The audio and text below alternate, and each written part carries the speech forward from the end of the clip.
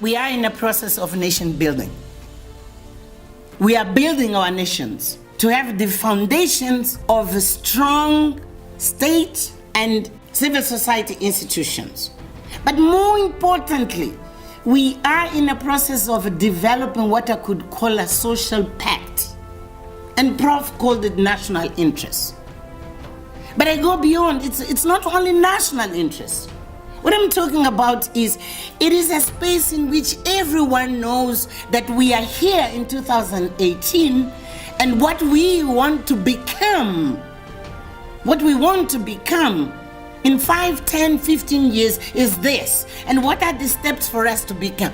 You come with different kind of strengths, different kind of knowledge, different kind of contribution. And your presence within society has a specific role.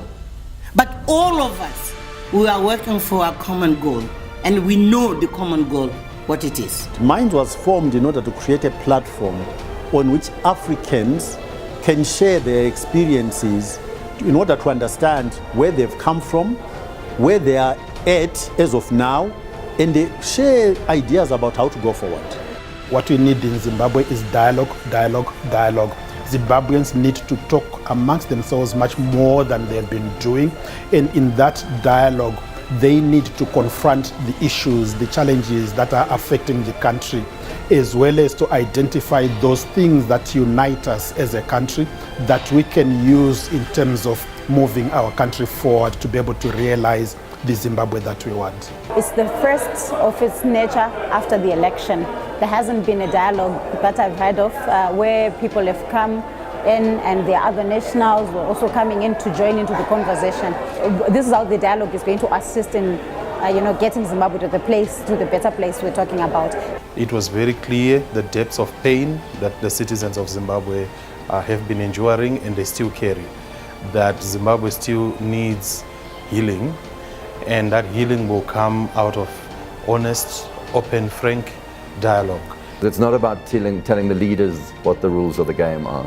It's making sure that everyone knows the rules of the game and everyone is able to play and they know they have the authority and the power. Because I think ultimately governance is a question of power. Where is it? What are the rules of the game wherever those decisions are being made, however the power has been devolved, and have you allowed all parties to have their say? As a dictator, even Rwandans themselves, they consider him as a strong and enlightened leader that they needed to take them out of abyss of a failure state following the genocide of Tutsi, which took more than 1 million Rwandans. Now Rwanda, 20 years later, is a shining star in the region. Thanks to Kagame, we helped build a strong, corruption-free society with strong institute of that's what Zimbabwe needs. Because the people are standing against the regime every time stage manage things and call activists terrorists, separatists. Activists are in jail for talking. Activists are detained for talking. The regime we stage managed a few days ago, there was what was circulating on social media, on international media, that 78 learners from a school in Mankong, in Bamenda, were kidnapped. And this was a staged managed event for the regime to draw attention because that 8th was a day that the president is being elected. Not just Zimbabwe, but African countries clearly are struggling with their own implementation of the concept of democracy, Zimbabwe included.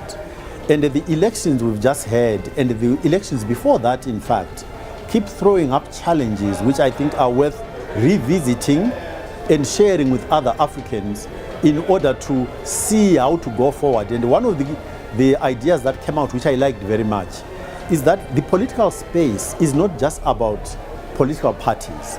It's about educating the citizenry, ordinary citizens, to understand their role and their responsibility in shaping the politics of the country. Because even in Zimbabwe, we haven't had a dialogue of such a nature, despite that we are coming from these elections. So I think this dialogue actually has managed to kick the ball rolling, and I just hope it's not going to end here.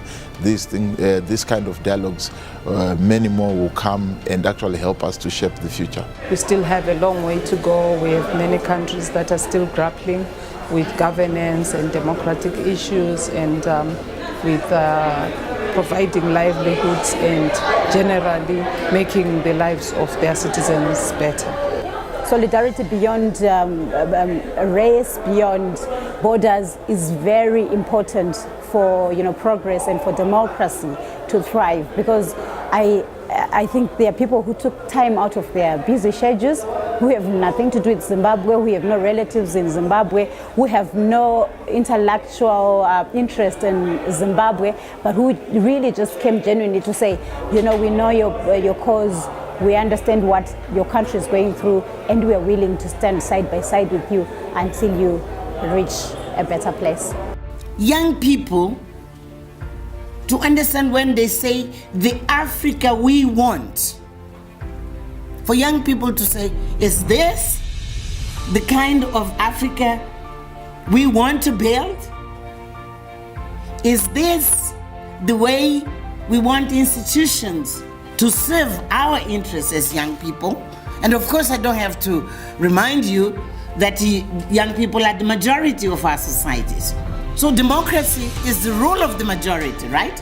It's coming out clear that Zimbabwe is broken, Zimbabwe is fragmented, there's a lot of polarization. If we are going to move on as a country, we need to dialogue. We need to make sure that we work more towards an inclusive and developmental state. It's been an enriching experience.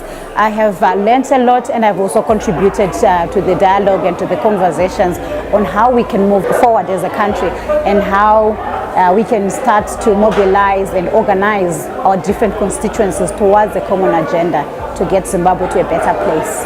Another Zimbabwe is possible, especially if I look at the dynamism, the passion, the patriotism that I've witnessed in the young people that were in the dialogue this week. We have the opportunity, and we do have the capacity, we do have the ability to come together to build the Zimbabwe that we want.